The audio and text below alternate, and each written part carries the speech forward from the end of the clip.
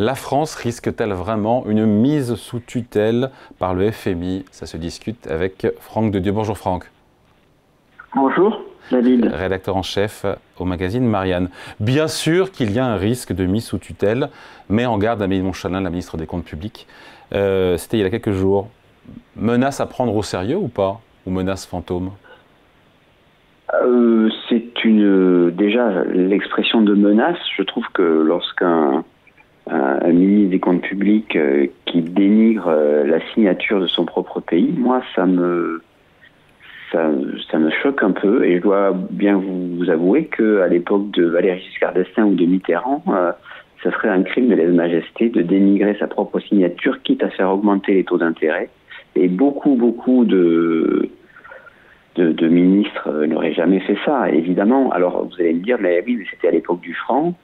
Aujourd'hui, nous sommes sous le bouclier de l'euro qui permet aux ministres de franchir des Rubicons et de se dire que pour passer l'épreuve du budget, il suffit de faire peur, d'intimider les Français, mais d'une certaine manière un peu les marchés aussi, parce que les marchés qui entendent dire on pourrait être sous le coup du FMI. Il faut expliquer, pardon Franck, il faut expliquer ce que c'est qu'une mise sous tutelle. Ça veut dire une perte de souveraineté, enfin une perte de souveraineté budgétaire, avec des décisions qui sont imposées de l'extérieur, le FMI, la BCE, des coupes sévères, une austérité qui nous est dictée.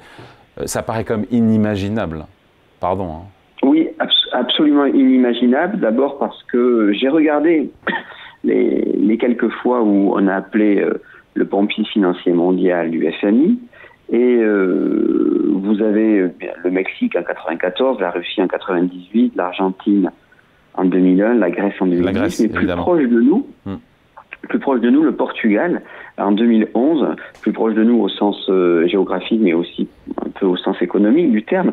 À l'époque, vous avez quand même, lorsque le Portugal fait appel au FMI, en pleine crise, rappelez-vous, dite souveraine, le Portugal s'endette à 12,1% sur les marchés. Donc, à ce prix-là, le Portugal n'a pas accès à la ressource. Il n'a pas accès. En fait, quand vous faites appel à quelqu'un, c'est que vous ne pouvez plus financer. Ce qui n'est pas du tout le cas de la France. Pas du tout, puisque aujourd'hui, on s'endette à 3,5 et vous avez quelque chose comme, disons, 2% d'inflation. Donc, vous avez un taux d'intérêt réel qui est de 1,5, ce qui est vraiment ce qui ne justifie absolument pas l'intervention du FMI. On peut même dire que les taux d'intérêt sont relativement bas, historiquement bas, les taux d'intérêt réels. Puisque à l'époque du Portugal, je vous parle de 12%, alors vous allez me dire, oui, mais il y avait de l'inflation. J'avais regardé aussi, il y avait à peu près 3,8% d'inflation. Ce qui veut dire que le taux réel du Portugal était quand même quelque chose comme, voilà, c'est-à-dire 2 à 3 fois supérieur à celui aujourd'hui de la France. Alors après, il y a la parole des politiques, et c'est vrai que ça a commencé en 2007 avec François Fillon, on a eu Bruno Le Maire aussi quand il était ministre, Michel Barnier, maintenant Amélie de Montchalin. On a eu beaucoup pas de prophètes, mais en tout cas de ministres qui parlaient d'une possible faillite de la France, qui depuis se sont toujours trompés. Et en même temps, j'ai envie de vous dire, les sages de la rue Cambon, la Cour des comptes, qui sont apolitiques, ne mâchent pas leurs mots quand ils évoquent les dépenses publiques en France, en roue libre et une France au pied du mur. Je me dis, Franck, est-ce que vous ne vous voilez pas un peu la face en disant, il n'y a pas de problème? En fait, ce que je regarde, c'est le taux d'intérêt, et puis également, que représentent les intérêts de la dette par rapport à nos prélèvements obligatoires. Nos prélèvements obligatoires, les intérêts de la dette, c'est quelque chose comme 6 à 7%. Je pourrais vous donner le chiffre exact, mais c'est 6 à 7% de nos prélèvements obligatoires. Ce qui est... les prélèvements obligatoires sont toutes les recettes fiscales et sociales que l'État encaisse au sens large. Et les intérêts de la dette, c'est quelque chose qui tourne autour de 50 milliards. Donc effectivement, c'est beaucoup. C'est même équivalent à des budgets comme l'éducation nationale, pour dire les choses grossièrement. Et on fonce tout droit vers 100 milliards d'euros d'intérêt de la dette. Dans quelques années, on y sera. Hein.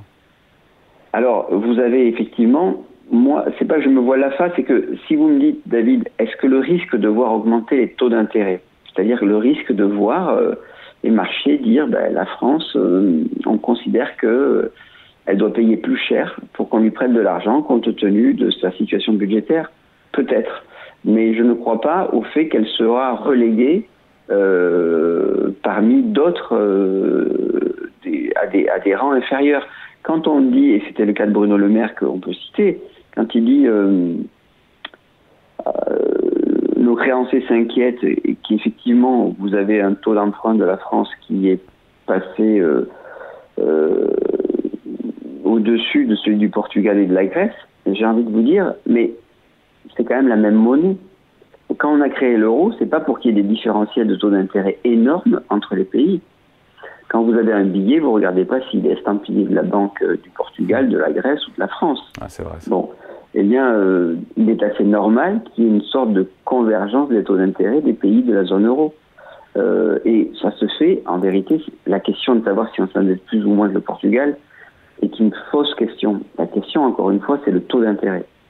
Oui, sauf que des intérêts, sauf que juste, Franck, 100 milliards d'euros le jour où on y sera en charge d'intérêts à payer tous les ans, ça sera ça en moins pour l'éducation, pour l'armée, pour la police, pour la justice, et potentiellement ça veut dire une croissance aussi qui peut s'anémier parce que on n'investit plus dans l'avenir et donc on rentre dans un cercle vicieux avec une croissance de plus en plus faible et des déficits qui explosent. D'ailleurs, je pense que les propos alarmistes de la ministre, elle n'y croit pas une seule seconde de la mise sous tutelle de la France par le FMI, c'est juste préparer les esprits aux efforts demandés, les fameux 40 milliards d'euros pour l'année prochaine, pour faire baisser le déficit et le faire tendre vers 3%, niveau qui stabilise notre dette publique. Vous avez raison, mais c'est tout de même quelque chose de nouveau. Des hommes politiques, François Fillon qui dit « je suis à la tête d'une négociation faillie ». En 2007.